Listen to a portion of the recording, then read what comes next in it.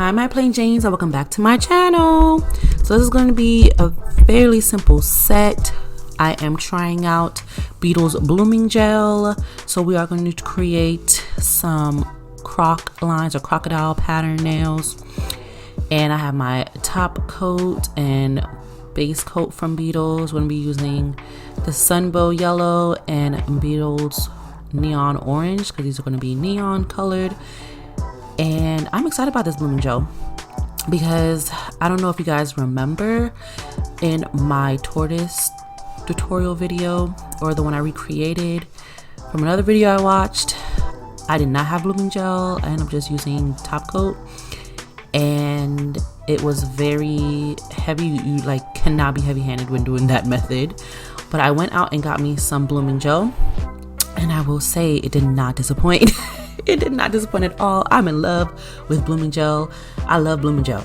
Okay, like this blooming gel specifically from Beetle's, this did its job, and it is very thick.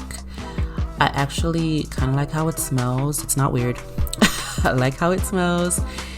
And it worked. It did what it was supposed to do, and it bloomed that color out. So much so that my ring light flushed out the colors towards the end, so I do apologize in advance. I am telling you guys, it looks flush, but in person you will see those orange crocodile lines in that yellow. But as you can see now, we are setting down our foundation as per usual, and we are smoothing out those lines. I'm going to add our prep. Oh, why can I talk today? Our primer. Well, technically it's a prep and primer. Anyway, so yes, we're going to add our primer here onto those nails, and then our base coat. And we're just going to get into it, guys. I'm not going to do too much talking because the rest is very much self-explanatory. And the method that I use to apply that neon orange is the ball method. I just put some paint on my palette and stuck it on my balling tool, or my ball tool, and dipped and dabbed. You're going to see that towards the end. But yes, without further ado, I'm going to shut up now and you guys enjoy the video.